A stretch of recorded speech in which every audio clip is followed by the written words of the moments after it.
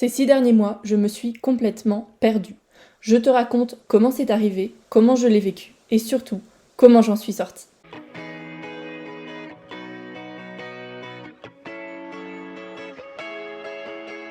Bienvenue sur le podcast La force est en toi, le podcast à destination de toutes les personnes voulant vivre une vie qui leur ressemble vraiment, en pleine confiance, sécurité et liberté. En solo ou avec des invités de qualité, je te transmets des clés pour apprendre à transformer ta vie personnelle et professionnelle. Ce podcast est ton outil pour prendre le plein pouvoir de ta vie. Je suis Valentine Franks, entrepreneuse et coach en épanouissement. Je t'accompagne à viser l'épanouissement grâce à la connaissance et l'amour de toi, afin que tu aies toutes les clés en main pour déployer ton plein potentiel et vivre la vie qui t'inspire vraiment. Bien le bonjour, chers auditeurs et auditrices, bienvenue dans ce nouvel épisode de podcast. Je suis ravie de vous retrouver aujourd'hui pour discuter d'une expérience plus personnelle sur la sensation d'être perdu. Ça me tient vraiment à cœur de pouvoir partager ça avec vous, déjà parce que je trouve que le partage d'expérience, c'est aussi enrichissant pour évoluer individuellement et collectivement. Et j'ai vraiment envie de vous faire un parallèle entre ce que moi j'ai vécu, les symptômes qui m'ont fait prendre conscience qu'en fait j'étais perdue, et du coup que vous puissiez aussi retirer de ça des éléments clés dans votre vie à vous, pouvoir repérer aussi, tiens ok, cette partie-là elle me parle, peut-être que vous l'avez déjà vécu, peut-être que vous êtes en train de l'expérimenter, et du coup que vous aussi vous puissiez faire quelque chose de ce sentiment d'être perdu. Je pense dans tous les cas que ça fait du bien de réussir à prendre du recul aussi sur ce qu'on est en train de vivre, même si ça nous met le regard sur des choses qu'on n'a pas forcément envie de voir, ça permet de pouvoir mieux avancer par la suite, et c'est vraiment mon intention avec cet épisode. Donc fini de blablater et rentrons dans le vif du sujet. Alors, simplement pour vous remettre le contexte, pour commencer, en 2021, donc, j'ai décidé de lancer mon projet entrepreneurial, et donc de rejoindre la cellule étudiant entrepreneur de mon école, quand j'ai fait des études de communication, des études supérieures du coup. Donc, je rejoins cette cellule étudiant entrepreneur qui aidait les étudiants qui voulaient entreprendre à se lancer, qui donnait des pistes, etc. Je décide de lancer ça, de tester mes idées, de voir ce que ça pouvait donner. Et ensuite, en avril 2022, du coup, j'officialise de manière administrative mon entreprise, j'ouvre mon compte, je deviens étudiante indépendante, féminisons les choses, comme quand elles le doivent. Et puis, juin 2022, je sors de l'école et là j'ai un choix à faire. Est-ce que je me lance dans l'entrepreneuriat à fond? Est-ce que je trouve un job à côté? Ou est-ce que j'arrête, je trouve un job et l'entrepreneuriat ce sera pour plus tard? Spoiler, voilà où j'en suis aujourd'hui, je me suis lancée à 100% dans l'entrepreneuriat. Donc je deviens entrepreneuse, je teste, j'agis, j'organise des événements, j'accompagne mes clientes.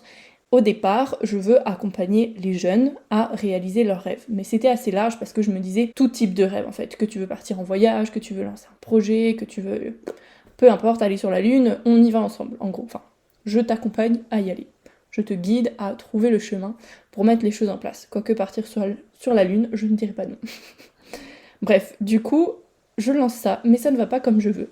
Il y a plusieurs résistances et du coup, je m'oriente plutôt pour accompagner ceux qui ont un projet entrepreneurial à développer. Finalement, ce que moi j'avais expérimenté, avec lequel j'avais aussi des compétences, des connaissances et des choses à apporter. C'était un projet qui fait sens, parce que moi, j'ai vraiment cette grande envie de contribuer au changement du monde, et je me disais, accompagner les entrepreneurs, et pas n'importe quel type d'entrepreneur, mais les entrepreneurs aussi qui sont dans le bien-être, dans l'accompagnement, qui veulent aussi du bien au monde, c'est une manière de faire en sorte que eux puissent aussi aider plus de gens, et donc par effet ricochet, réussir à contribuer au changement du monde, à un monde meilleur, à travers eux aussi, à travers ce travail avec eux en tout cas. Après ça, en janvier 2023, je pars à Bali pour une durée sur le territoire de 7 jours très exactement, alors que j'étais partie pour moi dans ma tête au moins quelques mois, mais ça si ça vous intéresse d'avoir l'histoire un peu de une aventure de digital nomade qui ne se passe pas comme prévu, et la réalité qu'on montre pas souvent, en tout cas sur les réseaux, sur les contenus, qui n'est pas souvent partagé, je vous mets le lien dans la description de l'épisode de podcast où je vous partageais Digital Nomade à Bali, du rêve à la réalité, simplement mon expérience. Mais en gros, quand j'en reviens, je suis assez déboussolée parce que comme je vous l'ai dit, moi je m'imaginais être là-bas pour plusieurs mois et puis faire ma petite vie tranquille, que là, 10 jours plus tard, si on compte les trajets, ça fait un total de 10 jours que je suis partie, Je reviens de nouveau chez moi, chez mes parents, puisque c'est de là que je suis partie. Je vis d'ailleurs toujours actuellement chez ma famille, chez mes parents. Je suis très reconnaissante qu'ils acceptent aussi de m'accueillir dans leur mur et d'avoir ma chambre et ce si bel espace aussi. Pour moi, c'est vraiment une chance. Bref, petit aparté. Mais du coup, quand je reviens, forcément, je suis un peu déboussolée parce que c'était pas ça que j'avais imaginé. Et c'est très inconfortable de se retrouver dans une situation qu'on n'avait pas imaginée, ou en tout cas qu'on avait imaginé autrement. Et du coup, j'expérimente à nouveau. Je me rapproche de nouveau de ma cible de cœur, les 18-25 ans. Je lance les ateliers Révélez-vous, si vous vous en souvenez. J'arrête les ateliers Révélez-vous, je retourne vers les entrepreneurs. Et puis au bout d'un moment, je me rends compte qu'il y a plusieurs choses qui ne vont pas. De toute manière, enfin, pas de toute manière, juste pour vous rajouter en plus de ça, donc ça c'est dans ma vie professionnelle. Bon, je vous dis ça comme ça, c'est pas. Je vous parle pas de tous mes états d'âme, pas pour l'instant en tout cas. Mais c'était assez difficile à vivre en fait, mais je m'en rendais pas forcément compte parce que j'avais le nez dedans. Mais c'est pour ça que c'est important de vous faire cet épisode pour que vous puissiez vous lever le nez si vous êtes là-dedans. Mais je vous explique un peu plus après, là c'est vraiment. On est dans le contexte. Mais du coup, bref, tout ça pour rajouter que de ma vie personnelle, je me suis aussi pris des murs dans la tronche, notamment dans ma vie sentimentale. Donc bon, ça fait pas du bien de se sentir rejeté, de se remettre en question aussi à ce niveau-là. Ça faisait beaucoup d'un coup. Là, le début d'année 2023 était bien costaud. Mais donc voilà, avec le recul, je m'aperçois en fait que je me suis complètement perdue là-dedans. Et je vous dis bien avec le recul parce que sur le coup, je ne m'en rendais pas compte. Il y avait des résistances, il y avait des trucs par exemple que j'avais plus envie de faire, il y avait des trucs où je me suis dit ah ça va bien se passer, puis ça se passe pas comme prévu, et plusieurs symptômes que je vais du coup vous décrire après. Et il y a aussi un gros point, c'est que niveau financier, je ne voulais pas accepter la réalité en face. La réalité qui est que je ne vivais pas de mon entreprise. Bon, forcément, vous allez me dire, je suis chez mes parents, donc j'ai pas besoin de cet argent. Mais si, et c'est surtout que si on regardait ce que je gagnais sur mon compte, si j'avais dû payer un logement, payer ma nourriture, payer ce qu'il y a à payer simplement quand on est indépendant géographiquement, financièrement, je n'aurais pas su. Et donc, mes parents m'ont dit à un moment, bon, Valentine, nous, on t'aime, on t'accueille, on soutient ton projet, mais à un moment, il faut aussi faire face à la réalité, c'est que nous, on va pas pouvoir t'héberger comme ça pendant des mois et des mois. On n'a plus d'allocation familiale, vous avez 4 enfants, enfin la réalité de la vie, quoi, à un moment, il faut aussi que toi, tu te questionnes sur ce que tu mets en place, vraiment. Et le but d'une entreprise, c'est quand même de générer de l'argent. Donc, à toi de trouver des solutions. Si tu veux, on est là pour t'aider aussi, mais il va falloir que ça bouge. Et ça m'a fait grand bien d'avoir cette discussion avec eux. Sur le coup, j'étais là en mode non, c'est bon, je vais me débrouiller tout seul, nanana, enfin bref. Mon petit ego, voilà, qui avait envie de se prouver à lui-même que ça allait marcher, nanana. Et en fait, plusieurs personnes m'ont fait la réflexion, pas de cette manière-là, mais en tout cas avec des échanges que j'ai eus qui m'ont fait prendre conscience que, ouais, en fait, là, il y avait quelque chose à changer en fait, ça pouvait pas continuer comme ça. Bien sûr qu'une entreprise, ça prend du temps à développer, qu'un projet, ça prend du temps à se construire, et en fait, toutes ces étapes-là, c'était et ce sont des étapes du processus contre lesquelles, pendant un moment, moi, j'ai lutté parce que je voulais pas reconnaître en fait que il y avait des choses à changer et qu'il y avait peut-être d'autres possibilités à creuser. Et du coup, j'étais assez bornée à ce niveau-là.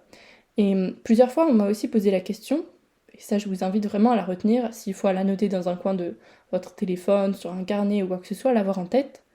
Qu'est-ce que tu arrêterais si tu n'avais aucune peur, aucune limite? Qu'est-ce que tu arrêterais là maintenant dans ton quotidien? Et ce qui me venait à chaque fois, c'était le coaching avec les entrepreneurs. Et en même temps, la peur de me dire qu'est-ce que je vais faire à la place? Et le sentiment d'avoir loupé mon année. Alors pas loupé en termes de temps, en mode ouais j'ai perdu un an, etc. Parce que j'ai cet état d'esprit que tout ce qui nous arrive est apprentissage, que c'est expérimentation et que on va en ressortir grandi. Mais en même temps, il y avait cette part de moi qui disait qu'est-ce que t'as foutu Valentine bordel? Et en mode à chaque fois que j'apprenais un truc de nouveau, mon petit cerveau qui me disait oh t'aurais dû le savoir avant, c'était quand même logique.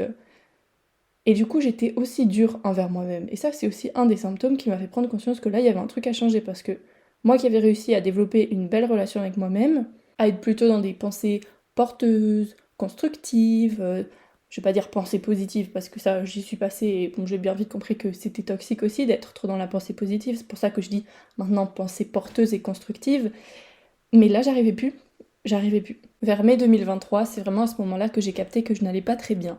Et tout ce que je voulais, c'était retrouver ce sentiment du confinement. Parce que pendant le confinement, en 2020, je me sentais vraiment libre, puissante, femme accomplie qui va réaliser tous ses projets. Puis c'est là où j'ai découvert que j'avais cette, j'aime bien l'appeler la flamme intérieure, mais cette envie vraiment profonde de contribuer au changement du monde et que c'était un destin, si on peut dire ça comme ça, qui est le mien.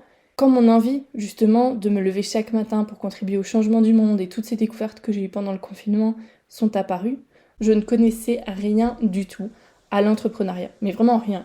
Rien, nada. Donc j'ai voulu retrouver ce sentiment en adoptant le même mode de vie, où je faisais beaucoup de sport, je lisais beaucoup, j'écoutais beaucoup de podcasts, j'aime bien dire que je bouffais vraiment du développement personnel à gogo parce que c'était un mode mais ouais, c'est trop bien ce concept, tout ce qu'on nous raconte sur l'être humain, sur notre bien-être, sur prendre soin de soi. Enfin, j'avais envie de tout découvrir, de tout partager aussi.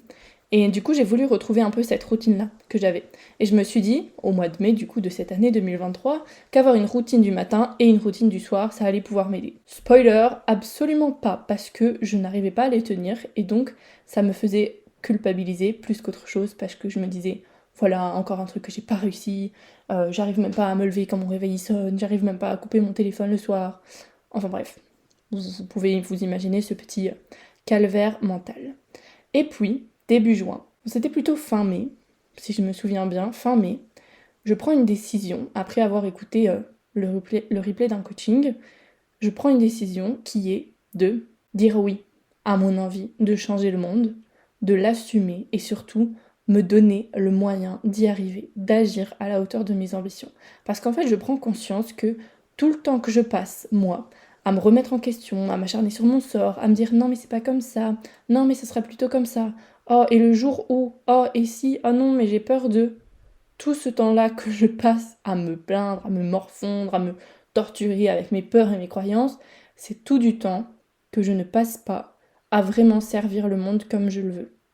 Et donc, c'est finalement plutôt égoïste de ma part de rester enfermée là-dedans, au lieu de voir la réalité en face, de me dire ok, j'ai besoin d'argent, mon entreprise ne tourne pas comme je veux, je ne me sens pas pleinement épanouie dans ce que je fais, prendre les mesures nécessaires pour y arriver. Et là, du coup, c'est la décision que j'ai prise, fin mai, de me dire ok, j'arrête de m'auto-saboter et je décide de me donner le droit de briller, le droit d'aller dans la lumière, dans ma lumière. Et comme par magie, quelques jours, quelques semaines plus tard, plusieurs opportunités se présentent à moi. Tout d'abord, Ludovic Guckert, qui est mon coach, avec qui maintenant je suis coach, et je suis même collaboratrice avec lui dans son entreprise Kaizen Impact pour son programme de coaching AMB, alignement mindset et business. Donc Ludovic vient vers moi, il me dit que il veut recruter quelqu'un, etc., et qu'il aimerait beaucoup travailler avec moi. Ce que j'accepte, et je suis pleinement ravie, puisque du coup je vais pouvoir coacher des entrepreneurs à travers son programme. Et donc depuis début juin, plus ou moins, je pense depuis le 5 juin, si je dis pas de bêtises, et si c'était bien un lundi, tous les lundis, de 11h à midi, j'ai un coaching collectif du coup avec les clients. Et là, petit à petit, le but c'est qu'on va lancer la nouvelle formule du programme, peut-être même qu'elle sera lancée là quand vous écoutez cet épisode. Et puis je vais aussi pouvoir avoir des personnes en coaching individuel avec lui. C'est une très belle collaboration. Ludovic, c'est vraiment un être humain que j'adore, que j'admire aussi par tout ce qu'il fait, par sa résilience. Et donc c'est un honneur de pouvoir travailler à ses côtés. Et donc voilà cette opportunité qui s'est présentée à moi. Autre opportunité qui s'offre à moi, et la preuve d'ailleurs que l'audace, le culot paye. Je vous ai parlé tout au début que j'avais fait partie de la cellule étudiant-entrepreneur quand j'étais étudiante. Il se fait qu'au mois de mars 2023, ils organisaient une soirée de témoignages à laquelle j'ai assisté, j'ai participé, et je leur ai envoyé un mail pour leur donner mon retour en disant que je trouvais qu'il manquait des notions autour de l'état d'esprit d'entreprendre et aussi des faits plus concrets en fait de la vie d'étudiants qui ont envie d'entreprendre. C'est par exemple comment est-ce que je m'organise entre les cours et mon projet, ce genre de choses. En lui disant aussi que moi c'était dans mes compétences, c'est ce que je faisais avec les entrepreneurs que j'accompagnais et que c'est quelque chose que j'aimerais bien mettre au service de l'école d'une manière ou d'une autre. La prof m'a fait un retour en me disant que oui, elle était tout à fait d'accord avec moi et que ce serait avec plaisir de pouvoir aussi me faire participer à leur cellule étudiant entrepreneur. Et donc, début juin, elle m'appelle en me disant « Valentine, on aimerait beaucoup t'inviter à donner, non pas un, ni deux, mais 3 ateliers. » Bon, elle me l'a pas dit comme ça, mais j'avais envie de vous le raconter comme ça. Et du coup, elle m'invite à participer à donner, moi, 3 ateliers, un à Tournai, un à Mons et un à Montigny-sur-Sambre, qui c'est dans le Hainaut, dans le sud de la Belgique. À La Haye-la, du coup, s'il y en a qui m'écoutent et qui sont à La Haye-la, vous pouvez vous inscrire dès maintenant sur le site de La Haye-la pour rejoindre l'atelier. Du coup, les ateliers qui sont uniquement ouverts aux étudiants de La Haye-la, mais toutes sections confondues. La Haye-la, c'est la Haute École Louvain en Hainaut, pour ceux qui ne connaissent pas. Mais bref, du coup, 3 ateliers à donner dans une école rémunérée, bien évidemment, et je me dis, mais waouh! Genre, j'étais vraiment contente parce que je me dis, ce truc-là, genre, je ne le dois vraiment qu'à moi-même. C'est parce qu'un beau jour, j'ai décidé que j'allais tester mes idées de devenir entrepreneuse, que je suis rentrée dans cette cellule, que j'ai participé à l'événement, que j'ai eu le culot d'envoyer. Enfin bref, c'est tout des petits trucs qui n'étaient que de ma décision et de ma volonté personnelle en fait. Genre, j'étais trop fière. Je suis toujours trop fière de pouvoir donner ces 3 ateliers. Et d'ailleurs, c'est quelque chose qui m'a aussi ouvert les yeux sur le fait que, ouais, en fait, c'est ça que j'ai envie de faire.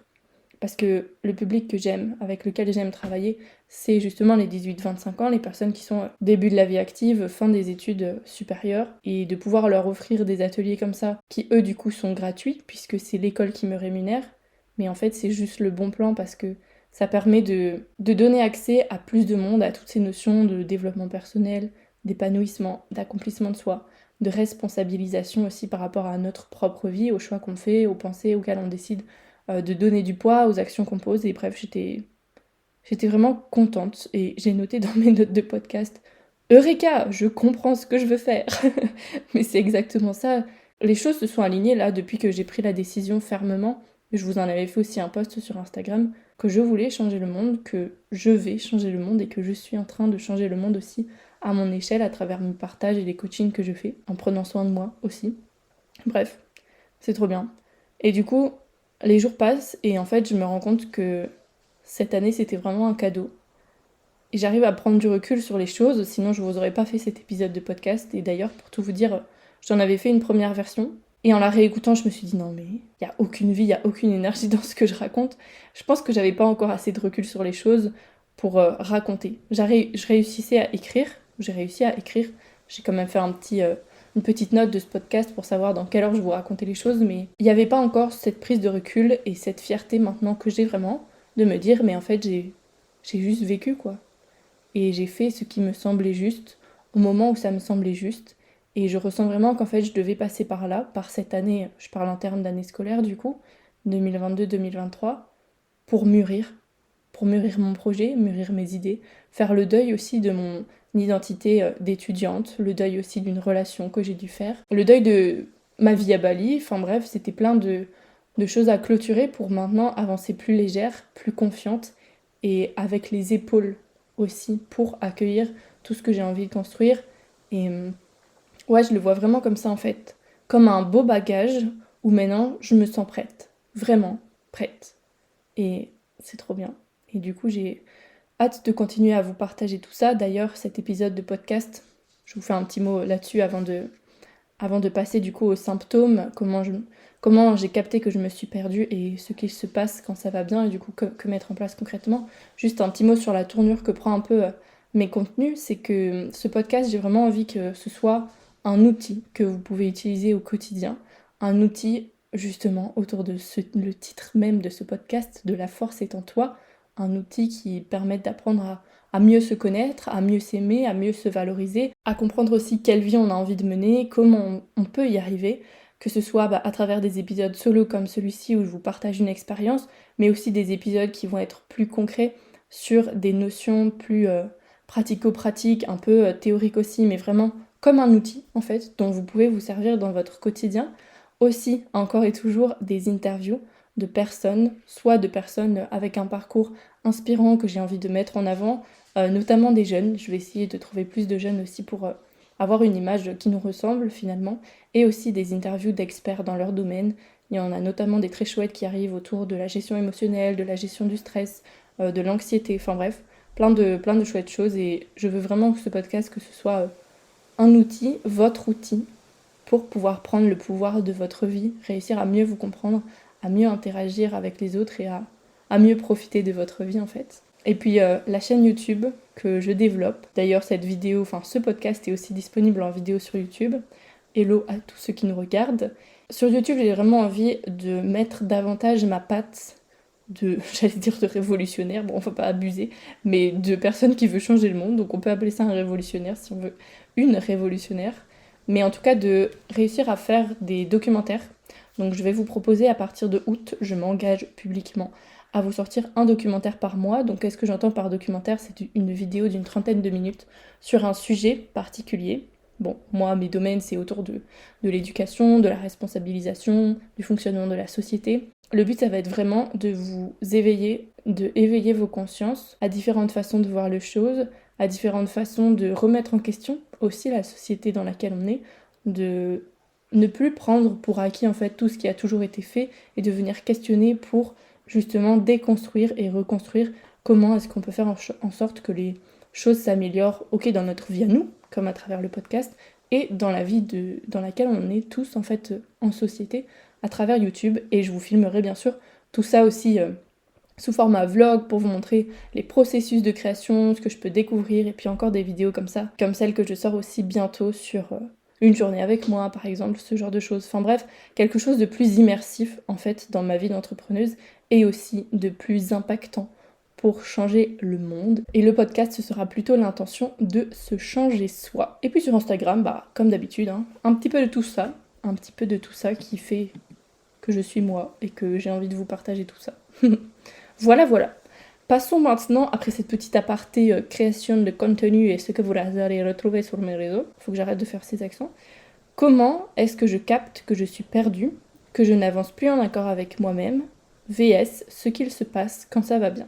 Je vous ai pris là quelques points, ce sont des points que moi j'ai expérimentés, j'ai envie de vous partager des choses que j'ai vécues, que j'ai traversées aussi, pour que ça ait plus de crédit, et j'avais pas envie de vous inventer des autres choses en fait, donc il y a d'autres points qui existent bien sûr, et je vous invite à faire aussi cet exercice de ok, moi quand ça va pas bien, qu'est-ce que j'ai tendance à faire par exemple que je fais pas d'habitude, et à faire un peu cet exercice là comme je vais vous le présenter. Et aussi, donc vous pouvez faire cet exercice et vous pouvez bien évidemment écouter là ce que je raconte en parallèle avec ce que vous vivez ou ce que vous avez pu vivre pour venir mieux vous comprendre et voir comment aussi vous pouvez avancer là sur ce chemin. Premier point, quand je me sens alignée, j'ai de la rigueur et de la discipline. Je n'ai pas besoin de me cadrer avec une routine, je la suis naturellement et j'en ressens consciemment les bénéfices. Parce que comme je vous disais tout à l'heure, pendant le confinement, j'avais une belle routine que j'ai essayé de reprendre là début de cette année, j'arrivais pas. Et comme par hasard, quand les choses se sont améliorées dans ma vie professionnelle, que mon chemin s'est mieux dessiné, que j'avais compris ce que je voulais faire, que j'ai accepté d'être passée par où je suis passée, ma routine s'est tenue toute seule. De nouveau, j'arrivais à me lever le matin avec le sourire, avec même le soir la difficulté à m'endormir tellement j'avais hâte d'être le lendemain. Et en fait, c'est simplement revenu naturellement. Donc le souci n'était pas dans le fait de tenir une routine et un problème de discipline, simplement un problème de sens dans ce que je faisais. Deuxième point, vouloir trouver une explication à tout. Quand je me sens perdue, quand ça ne va pas bien, que j'avance plus en accord avec moi-même, c'est-à-dire ce que je raconte, ce que je pense et ce que je fais sont alignés, ont un sens, une ligne conductrice. Quand je ne suis pas alignée, je veux trouver une explication à tout ce qui m'arrive. Ce qui fait qu'en fait, ça me prend plus la tête qu'autre chose et que je me dis non, mais la vie est contre moi, blablabla, enfin bref, de la merde, clairement. Tandis que quand ça va bien, j'avance, je fais confiance, j'ai de la gratitude pour ce qui m'arrive, même quand je sais pas encore exactement ce que ça vient m'apporter, comme on dit des cadeaux mal emballés. Je me dis que c'est ok, je prends mes responsabilités et j'arrête de me questionner sur l'univers et pourquoi moi. J'arrive plus à être reconnaissante. Point suivant, comme je vous le disais avant, je n'ai aucune envie de me lever le matin, alors que quand ça va bien, j'ai vraiment hâte que la journée commence. Point suivant, quand je ne vais pas bien, eh bien je mange énormément, je consomme beaucoup de sucre aussi. Je fais que manger, très clairement, et puis je culpabilise de l'avoir fait. Vous voyez ce petit cercle vicieux. Tandis que quand je vais bien, je mange à ma faim. J'ai beaucoup moins envie de grignoter. Et quand je le fais, si je veux me prendre un bout de chocolat par exemple, ou un truc un peu sucré ou autre, je le fais en conscience, en me disant que cool, genre ça me fait plaisir en fait. Et pas juste manger pour dire de manger un peu cette nourriture émotionnelle qu'on peut avoir. Point suivant, quand je ne vais pas bien, j'ai des pics d'euphorie qui retombent tout aussi vite et tout aussi bas. Plus ça monte dans l'euphorie, plus je suis en mode waouh, trop bien, c'est trop génial, et que ça dure quelques secondes, quelques minutes, parfois 1 heure. Je sais que après, ça va redescendre vraiment tout aussi bas que c'est monté haut. Je sais pas si vous voyez ce que je veux dire, mais en gros, l'échelle entre je vais super bien et je vais pas bien du tout, plus elle est grande, plus c'est compliqué aussi à gérer. Et du coup, ça, c'est un truc que j'ai remarqué en fait, c'est que je ne peux pas faire confiance à l'euphorie. C'est génial d'être euphorique, d'avoir ce sentiment, mais c'est un sentiment qui en cache un autre derrière. Quand je vais bien, en fait, je me sens en paix. Quand il y a des bonnes nouvelles qui arrivent, je suis fière. Je suis pas euphorique comme je peux l'être quand finalement en fait ça va pas bien et que ça me correspond pas vraiment. Ça c'est un peu plus dur à cerner quand on est dedans parce que on se dit non mais c'est bien, je suis contente, c'est cool, mais quand c'est de l'euphorie et pas vraiment de la satisfaction, la différence peut être fine à cerner, mais c'est à vivre, à expérimenter de toute manière. Voilà, c'est mieux d'être dans la satisfaction que dans l'euphorie, en tout cas de mon expérience. Dernier point sur ce petit VS, c'est que quand je ne vais pas bien, les autres humains m'agacent beaucoup plus vite, je juge beaucoup, et je me juge aussi. Je me juge de juger, et je juge mes comportements en temps normal aussi, dans le quotidien. Je juge, quoi, tout simplement. Tandis que quand je vais bien, je me montre compréhensive, j'ai beaucoup plus de tolérance aussi, j'ai envie d'aider et de me mettre au service de l'autre, et aussi au service de moi-même, de mon propre bien-être. Voilà un peu pour ces prises de conscience, je ne sais pas qu'est-ce qui résonne chez vous. Sentez-vous libre de me le partager, que ce soit dans les commentaires sur YouTube ou en m'envoyant un petit message sur Instagram à @vranx.valentine. Voilà un peu ce que j'avais envie de vous partager par rapport à cet épisode. Et puis pour terminer, simplement une prise de conscience, c'est que cette année, elle m'a vraiment servi de transition, comme je vous le disais. Celle de ma vie d'étudiante vers ma vie de femme adulte, indépendante et épanouie.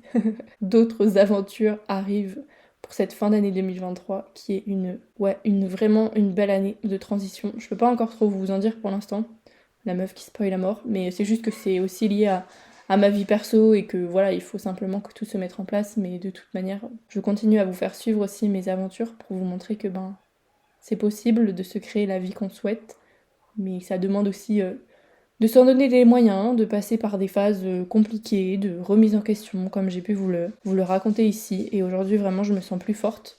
J'ai développé les épaules pour jouer plus grand, pour construire ce que je cogite depuis plus de 3 ans maintenant, tout ce qui m'est arrivé pendant le confinement. Je me sens réellement prête, avec sagesse, recul, et dans le bon timing en fait, connectée à ce qui fait sens pour moi. Et ce que j'ai envie que tu retiennes de cet épisode, c'est peu importe comment les autres mènent leur vie, tu es toi.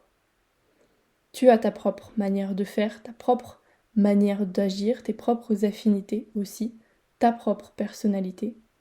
Donc teste, avance, expérimente et analyse pour comprendre ce qui te correspond ou non. Il y a pas longtemps, je vous avais fait un post sur Instagram pour dire que j'ai pas réussi à être une entrepreneuse. En tout cas, j'ai pas réussi à être une entrepreneuse bateau parce que j'ai du succès en étant moi-même.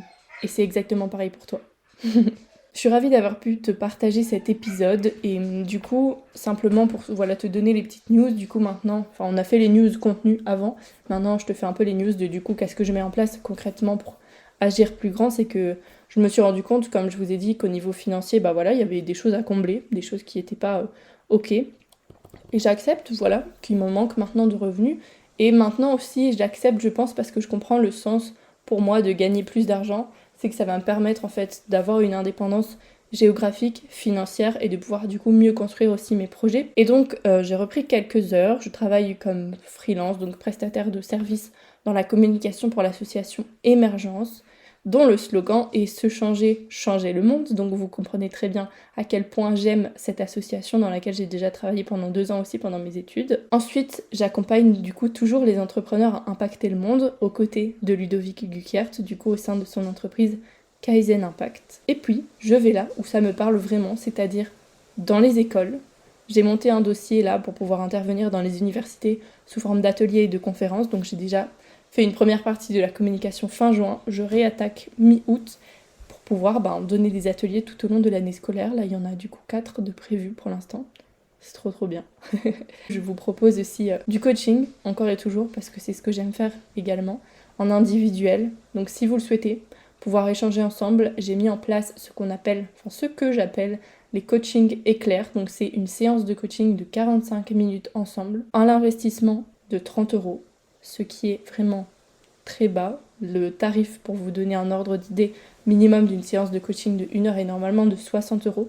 Mais ça me tenait vraiment à cœur de pouvoir vous proposer en fait une solution qui soit abordable, peu importe votre budget. 30 €, on va dire entre guillemets, c'est facile à trouver.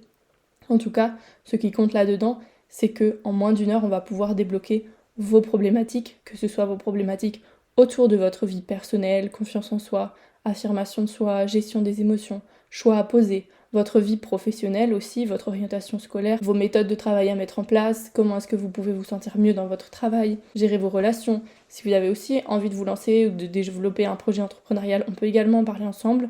Bref, on peut aller sur plein de sujets qui sont les vôtres, qui sont votre vécu du moment et en parler ensemble pendant 45 minutes. Le lien avec toutes les informations concernant ce coaching est dans la description. Et encore une fois, sentez-vous libre de venir m'en parler dans les commentaires YouTube ou sur Instagram. Voilà pour le topo. Eh bien écoutez, on arrive à la fin de cet épisode. Je suis, vous l'avez compris je pense, on ne peut plus déterminer avec sagesse pour la suite de l'aventure. On se retrouve du coup chaque mardi sur le podcast et puis chaque jeudi sur YouTube et bien sûr en coaching éclair comme je vous l'ai annoncé. Je vous souhaite une très belle journée, une très belle après-midi, une très belle soirée, peu importe quand vous m'écoutez, et à très bientôt pour un nouvel épisode. J'espère que cet épisode aura éclairé ton chemin. Je serai heureuse d'en lire ton retour sur Insta, en commentaire sur YouTube ou Apple Podcast. Si le podcast te plaît, je t'invite à le noter sur 5 étoiles. Ça lui donnera davantage de visibilité et donc plus de monde pourra en profiter.